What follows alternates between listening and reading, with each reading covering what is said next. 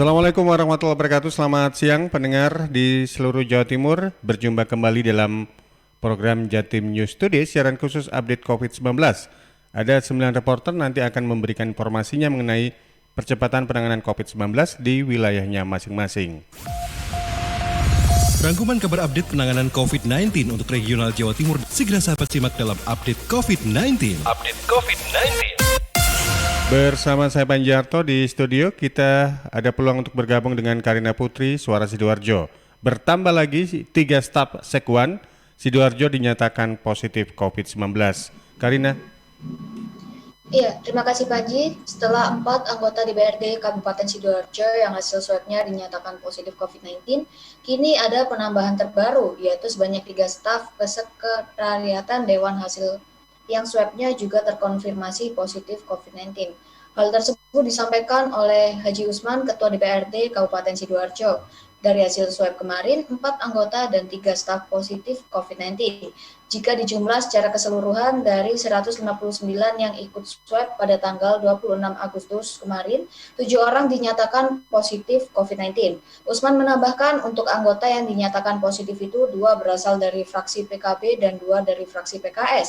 Ia juga telah membuat keputusan atas nama pimpinan Dewan bahwa yang positif harus menjalani isolasi mandiri di rumah selama 14 hari. Usman juga menegaskan dengan adanya kasus seperti ini, ia tidak akan mengambil kebijakan penutupan gedung Dewan. Yang terpenting adalah menurutnya penerapan protokol kesehatan. Seperti diberitakan sebelumnya pada tanggal 26 Agustus lalu, pimpinan dan anggota DPRD Sidoarjo beserta staf Dewan menjalani rangkaian uji swab sebagai antisipasi penyebaran COVID-19 di lingkup DPRD Sidoarjo. Tambahan sahabat, untuk kasus COVID-19 yang ada di Kabupaten Sidoarjo tanggal 30 Agustus 2020 kemarin, pertambahan kasus pasien ODP saat ini sebanyak 1.846 pasien, kasus PDP sebanyak 1.237 pasien, kasus terkonfirmasi positif sebanyak 5.095 pasien, 319 orang pasien meninggal dunia, dan yang terakhir sebanyak 3.823 pasien sembuh dari COVID-19. Demikian saya Karina Putri kembali ke studio bersama dengan Panji. Bergeser ke Pamekasan, Dea Maudi, Realita FM. Pasien positif COVID-19 terkonfirmasi sembuh di Pamekasan bertambah 2 orang. Dea. Baik Panji, terima kasih. Pasien positif COVID-19 yang dikonfirmasi telah sembuh di Kabupaten Pamekasan bertambah 2 orang, dengan total pasien sembuh sebanyak 234 orang. Sehingga jumlah pasien positif COVID-19 yang sedang dirawat tersisa 23 orang. Sigit Priyono, juru bicara Satuan Tugas Percepatan Penanganan COVID-19 di Kabupaten Pamekasan, ia mengatakan 2 orang pasien COVID-19 yang telah sembuh keduanya berasal dari Kecamatan Pamekasan. Di antaranya berinisial T, usia 56 tahun, jenis kelamin perempuan, dan inisial W, usia 38 tahun, berjenis kelamin laki-laki. Sigit menambahkan, selain ada pasien yang sembuh, dikonfirmasi ada sebanyak 3 warga Pamekasan positif COVID-19. Di antaranya berinisial K, usia 42 tahun, jenis kelamin perempuan, asal Kecamatan Galis, inisial I, usia 29 tahun, jenis kelamin perempuan, asal Kecamatan Palengaan, dan inisial B, usia 38 tahun, jenis kelamin perempuan, asal Kecamatan Propo. Sebagai informasi tambahan, berdasarkan peta sebaran COVID-19 di Kabupaten Pamekasan, jumlah suspek sebanyak 824 orang, di antaranya sedang dalam pengawasan 39 orang, selesai pengawasan 748 orang, dan meninggal dunia 47 orang. Sementara dari jumlah total 278 orang positif COVID-19, 27 orang lainnya meninggal dunia. Demikian saya Dea Maudi, Realita FM melaporkan untuk Jatim Studi. Kembali ke Panji. Bergeser untuk informasi berikutnya ke Suara Gresik, ada Isyatun Hania. Polres Gresik bersama Forkopimka Tambak Bawean semprotkan disinfektan guna mencegah klaster baru COVID-19.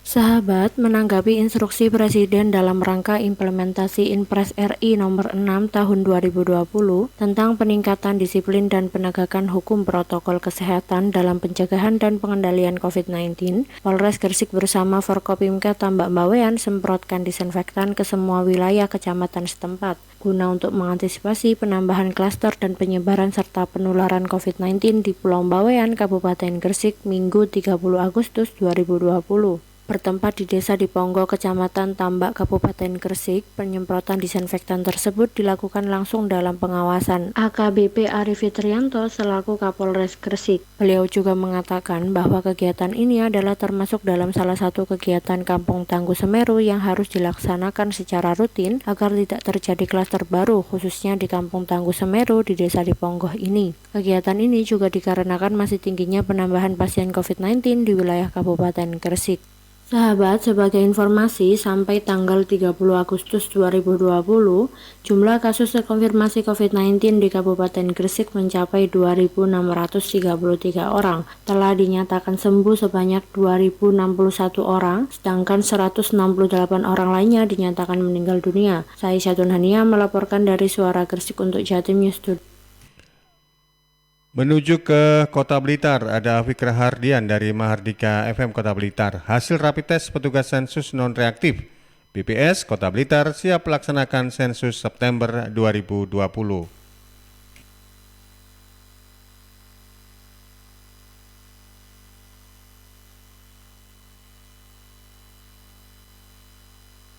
Setelah melakukan rapid test sejak 27 Agustus 2020 lalu pada seluruh petugas sensus yang terdiri dari 102 petugas lapangan, 9 koordinator kecamatan, dan 19 dari internal, BPS Kota Blitar siap untuk melakukan pelaksanaan teknis sensus penduduk mulai 1 September mendatang. Hal ini telah dikonfirmasi oleh Erni Fatma Setioharini, Kepala BPS Kota Blitar usai on air di Mahardika. Kepada tim redaksi Mahardika, Erni mengatakan hasil rapid test dari Rumah Sakit Rujukan COVID-19 Kota Blitar telah keluar pertanggal 28 Agustus 2020. Sesuai dengan hasil tes, seluruh petugas sensus dinyatakan non-reaktif. Artinya, tidak satupun petugas mengalami gejala COVID-19.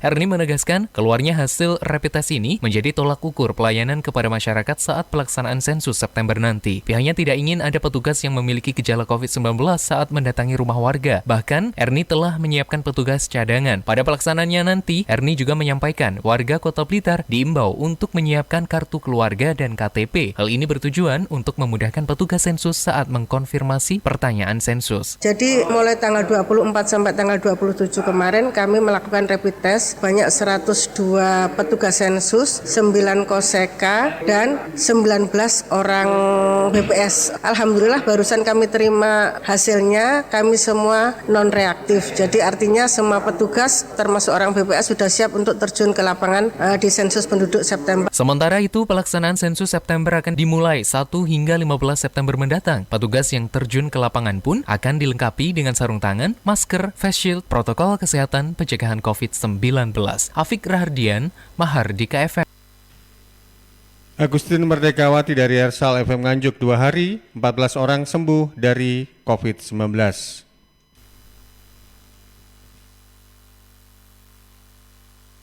Persentase kesembuhan kasus corona di Kota Nganjuk terus meningkat dan kemarin sudah 74% pasien yang terpapar virus tersebut dinyatakan sembuh. Selama 2 hari terakhir, gugus tugas percepatan penanggulangan COVID-19 memastikan 14 orang pulih dari corona. Juru bicara GTPP COVID-19 Dr. Hendrianto mengatakan, total pasien sembuh kini ada 222 orang, baik yang dirawat di rumah sakit maupun isolasi sudah banyak yang sembuh. Pasien sembuh paling banyak berasal dari Sukomoro, 2 diantaranya masih balita perempuan usia 2 tahun. Keduanya dirawat di Gedung Pusendok sebagai terkonfirmasi ke-261 dan 248. Kemudian anak perempuan usia 12 tahun terkonfirmasi ke-220 dan pasien perempuan usia 42 tahun konfirmasi ke-248. Semuanya dirawat di Embu Sendok, masih ada hubungan keluarga. Berikutnya, yang sembuh adalah pasien asal Loceret. Mereka adalah perempuan usia 39 tahun konfirmasi ke-246 dan perempuan usia 35 tahun konfirmasi ke-232, di mana keduanya menjalani isolasi mandiri. Sedangkan perempuan berusia 17 tahun yang dirawat di Embu Sendok sebagai terkonfirmasi ke-249. Selanjutnya pasien asal Pace, yakni laki-laki 49 tahun, dirawat di Embu Sendok terkonfirmasi ke-272 dan laki-laki berusia 49 tahun juga dirawat di Embu Sendok masuk sebagai pasien terkonfirmasi ke-231. Sedangkan lainnya adalah pasien asal Kertosono, yakni perempuan usia 61 tahun terkonfirmasi ke-173 dirawat di RSUD Jombang dan pasien laki-laki berusia 18 tahun terkonfirmasi ke-250. 59 dirawat di Empu Sendok. Terakhir adalah pasien laki-laki usia 33 tahun asal Ngeronggot dirawat di Rumah Sakit Gambiran Kota Kediri sebagai pasien terkonfirmasi ke-219. Dari Agustin Merdikawati, Suara Anjuk Ladang Anjuk. Ada Kiki Desilia di Suara Madiun, 2 sembuh dan 4 konfirmasi COVID-19 dari kontak kasus yang mendominasi. Sahabat Jatim News Today, penularan kasus COVID-19 di Kota Madiun menunjukkan tren yang naik. 4 kasus tambahan terkonfirmasi Minggu 30 Agustus 2020.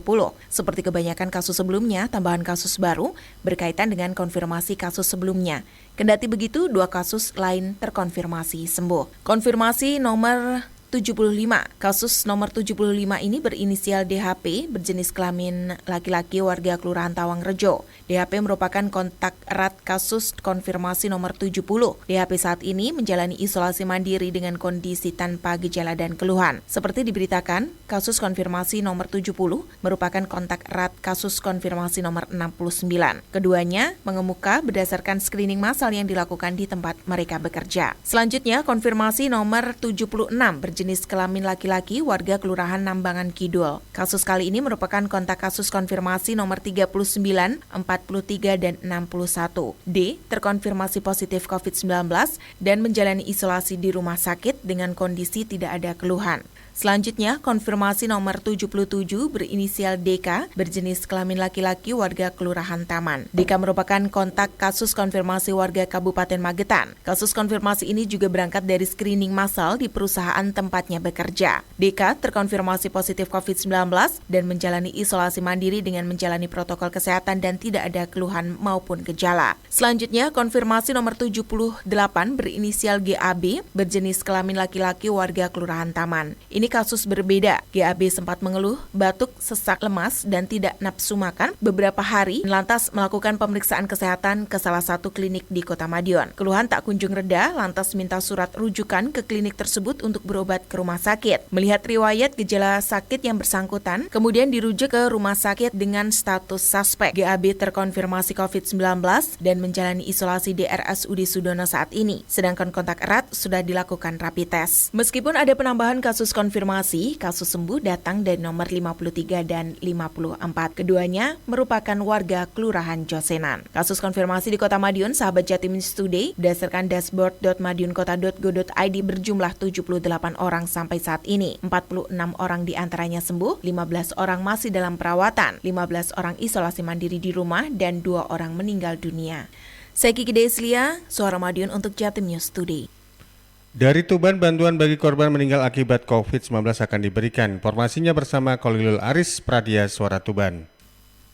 Pemerintah akan memberikan santunan bagi korban meninggal dunia akibat COVID-19 dengan syarat benar-benar dinyatakan positif berdasarkan hasil tes swab yang dikeluarkan oleh pihak berwajib. Menindaklanjuti surat edaran dari Direktorat Jenderal Perlindungan dan Jaminan Sosial Kementerian Sosial Kemensos RI bahwa pasien meninggal dunia yang dinyatakan positif COVID-19 akan mendapat santunan dari negara. Santunan kepada korban meninggal akibat COVID-19 dengan nominal sebesar 15 juta rupiah tersebut akan diserahkan kepada keluarga atau ahli waris dengan syarat menyerahkan berkas-berkas lengkap. Kabid Pengembangan Perlindungan dan Jaminan Sosial Dinsos P3A Tuban, Rita Zahara Afrianti, saat dikonfirmasi mengatakan pihak keluarga atau ahli waris wajib melampirkan berkas-berkas lengkap. Antara lain, surat keterangan meninggal dunia dari rumah sakit, surat keterangan bahwa yang bersangkutan terinfeksi COVID-19, kutipan akta kematian dari Dinas Dukcapil, serta surat keterangan kematian dari desa atau kelurahan. Menindaklanjuti surat dari Kemensos bahwa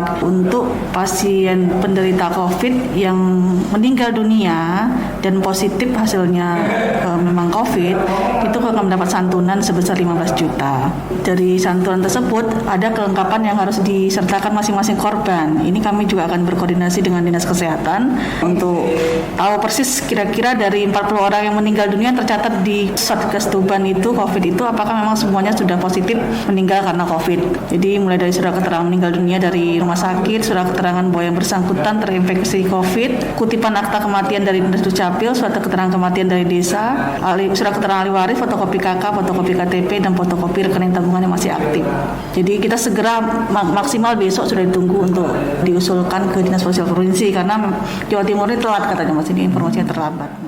Selain itu, juga perlu beberapa surat pernyataan dan berkas lain seperti surat keterangan ahli waris, fotokopi kartu keluarga, fotokopi kartu tanda penduduk, dan fotokopi rekening tabungan yang masih aktif atas nama ahli waris. Khalil Aris, Pradia Suara untuk Jatim News Today. Terakhir kita menuju ke Bojonegoro, ada Iwan Siswoyo dari Malowopati FM.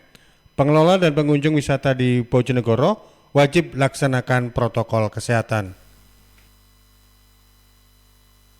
Ya, sahabat, seiring dibukanya objek wisata di Kabupaten Bojonegoro, Dinas Kebudayaan dan Pariwisata mewajibkan para pengunjung dan pengelola objek wisata harus mengikuti protokol kesehatan. Kepala Dinas Kebudayaan dan Pariwisata Bojonegoro Budianto menuturkan, hal ini untuk mencegah terjadinya penyebaran COVID-19 yang hingga kini belum berakhir. Protokol kesehatan yang dimaksud antara lain, pengunjung harus pakai masker, tetap jaga jarak, dan sebelum masuk area objek wisata harus cuci tangan, serta cek suhu badan. Hal ini seperti yang telah dilakukan di objek wisata Waterpark atau Tirtawana Dandar, Kecamatan Dandar pada minggu kemarin. Seperti diketahui, selain dapat menikmati tempat wisata air di Waterpark Dandar, juga disuguhi penampilan reok Singo Budoyo dari Kecamatan Ngambon. Sementara sebaran update COVID-19 di Bojonegoro pada minggu kemarin, ada 2 orang terkonfirmasi positif dinyatakan sembuh dari Kecamatan Keboh Baru 1 orang dan Kecamatan Balen 1 orang. Selain itu, ada penambahan 2 kasus baru dari Kecamatan Bojonegoro 1 orang dan Kecamatan Padangan 1 orang, sehingga konfirmasi positif kumulatif sebanyak 336 orang, meliputi aktif atau dirawat saat ini 36 orang, sembuh 264 orang, dan meninggal dunia 36 orang, serta kasus suspek sebanyak 53 orang.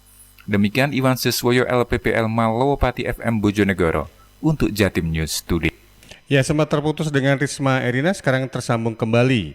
Bacalon terpapar COVID-19 wajib isolasi, Risma Erina Persada Kabupaten Blitar. Ya, baik, bakal pasangan calon bupati dan wakil bupati Blitar ini diminta untuk mengurangi interaksi yang berpotensi menyebabkan penularan COVID-19. Himbauan ini disampaikan oleh Komisi Pemilihan Umum Kabupaten Blitar jelang dimulainya tahapan pendaftaran calon bupati dan juga wakil bupati Blitar untuk pilkada tahun 2020.